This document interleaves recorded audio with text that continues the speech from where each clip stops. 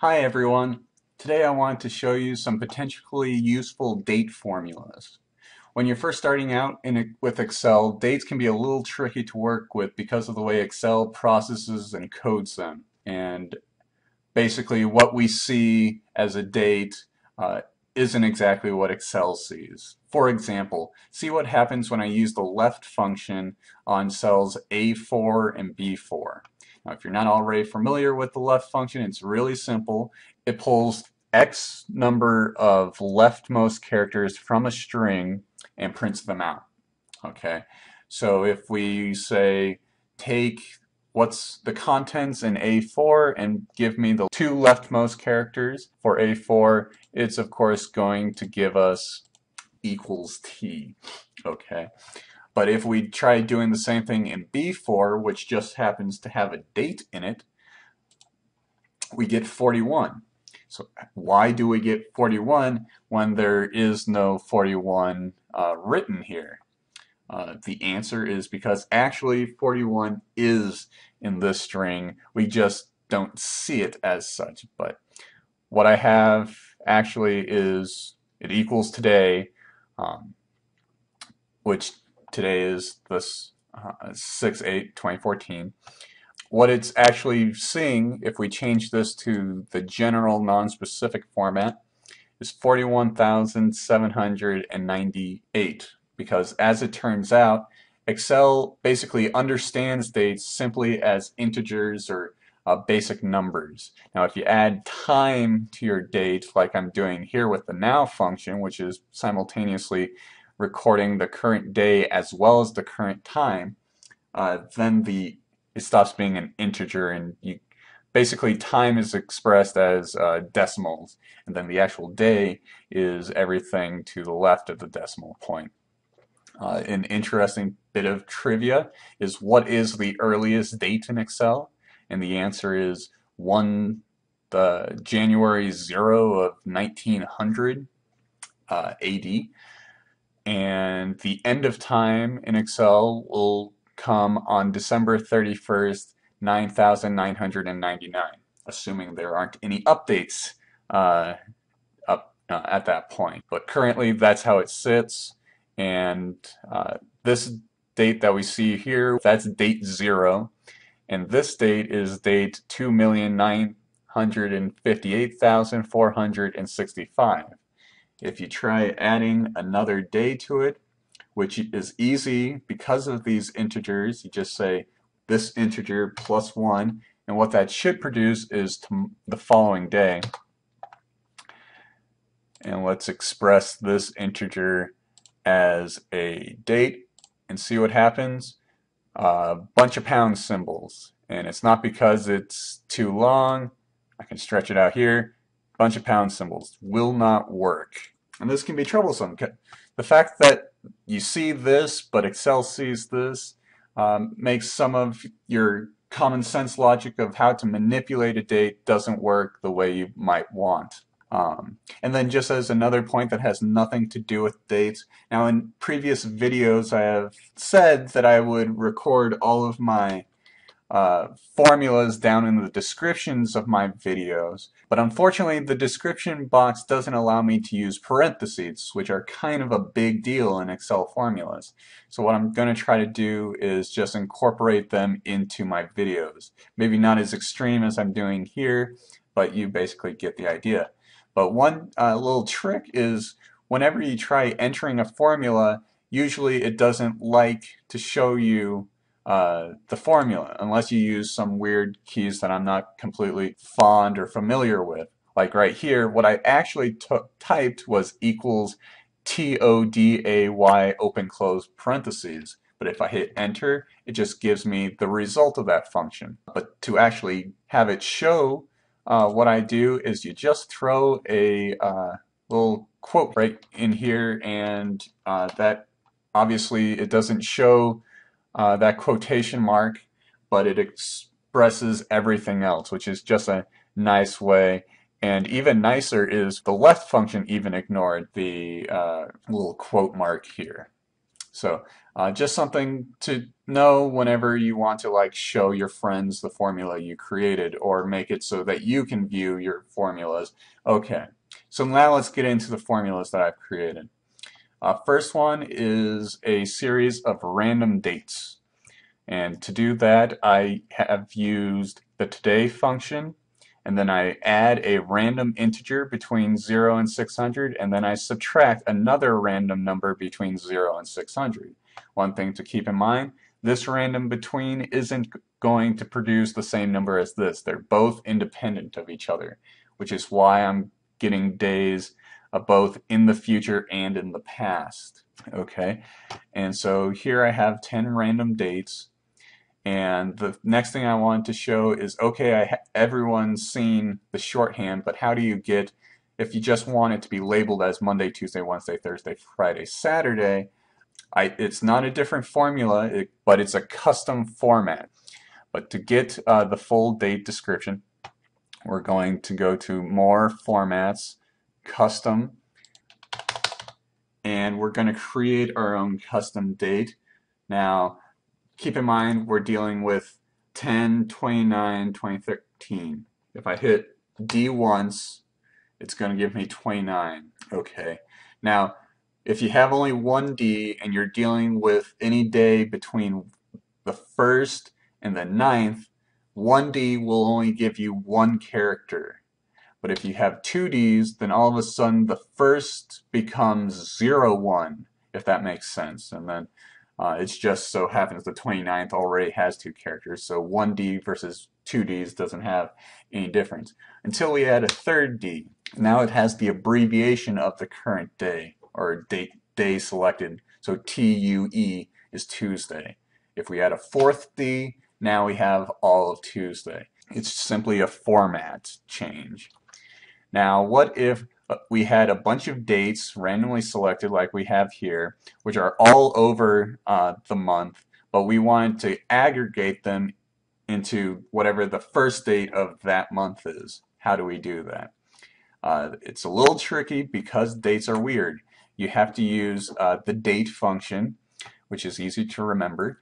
What it's asking for is 3 integers in year, month, day order. And because I didn't want to hand enter each one of these integers, that I could just as well put 2013, comma 10, comma 29.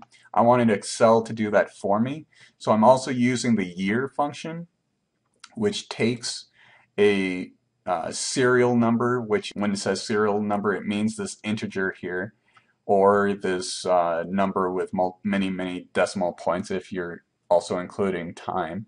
And it takes that information and just grabs with year. So taking this number here, 41,505, and saying, okay, but what does that mean as a year? And then month formula does the same thing. It's just grabbing what the month would be for this particular integer. And then because I wanted the first day of the month, I just put a 1 to be day 1 of this month of this year. Okay, now if instead of doing the first of the month you wanted to record the last day of the month, it's a little bit trickier, but not really.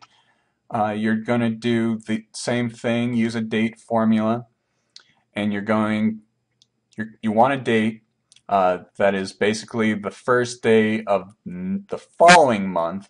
So I have what is the month in this cell, and then +1. And then once we have the first day of the following month, we can just subtract a day, and that will give us the last day of the month selected. Okay. Next is a bit more tricky. Let's say you weren't aggregating by months, instead you wanted to aggregate by weeks. And so the first step to do that is you need to have the same cutoff point, and preferably I would suggest doing Monday because it's the simplest, because Excel has a formula or piece of a formula that just makes using Mondays a lot easier. What I'm doing is I'm grabbing the serial date in B22, and then I'm subtracting how many days are you away from Monday? It's a little confusing, but let's just see here. It kind of makes a bit more sense if you look at it here. Here I'm grabbing today's date, and then I just add the following day here. And so the Monday prior to today, which is Sunday, was 6/2.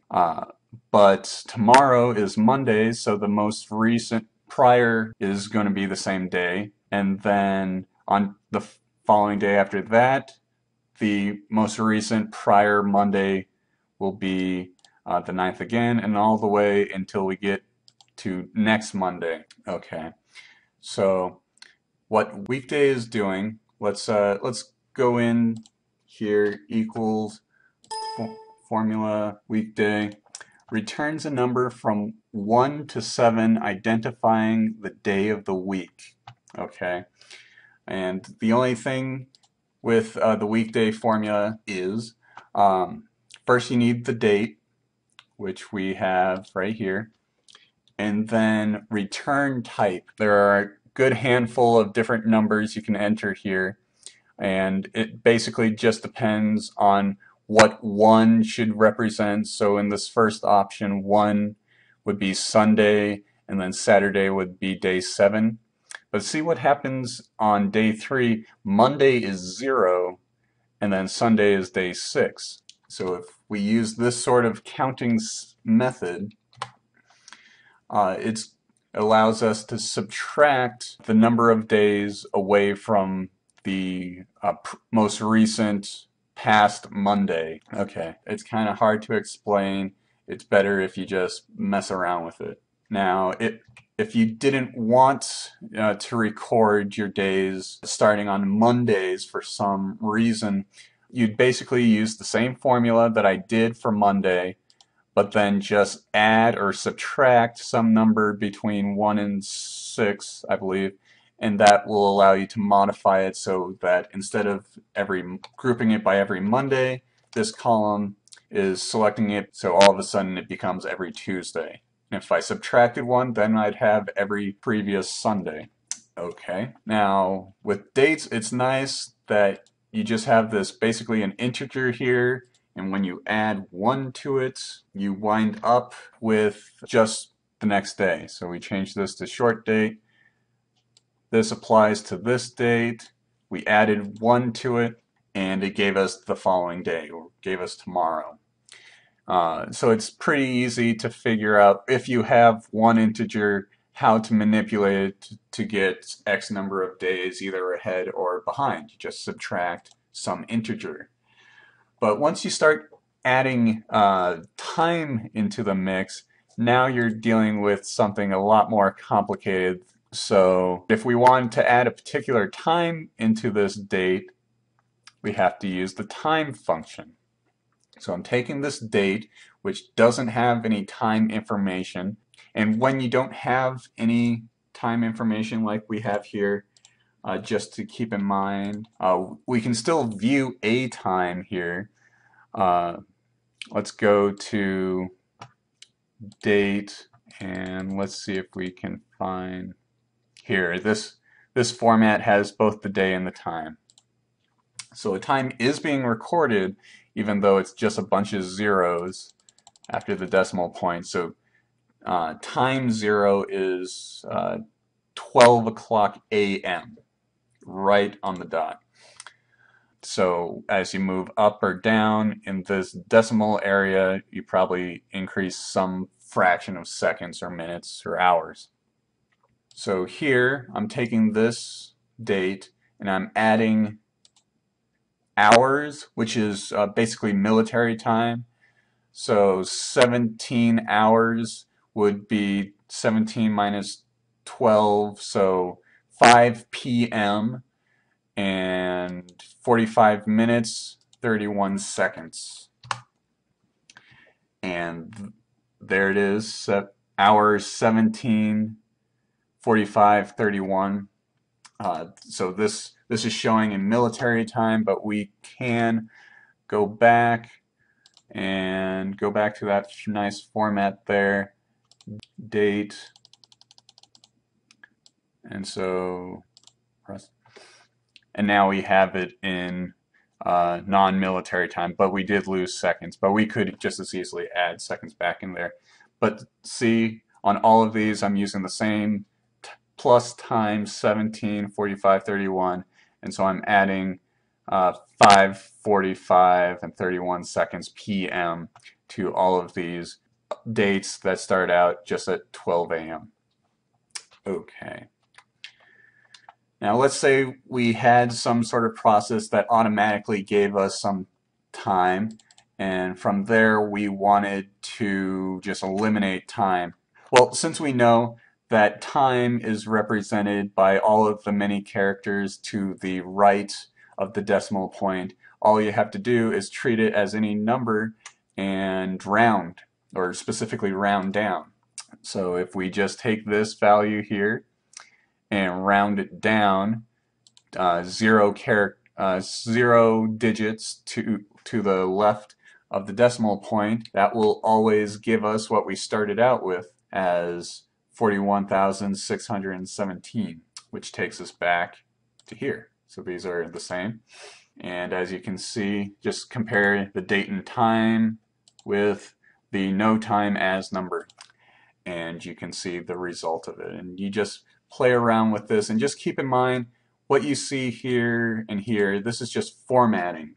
The actual contents of these cells are these decimal numbers, and so you have to use functions like time, weekday, date, year, month, second, day, and so forth in order to pinpoint the date that you want to use. That is all for now. Thank you for watching. Hope you learned something, found something interesting. Let me know if you have any questions. I love to hear from my viewers. Thank you. Bye.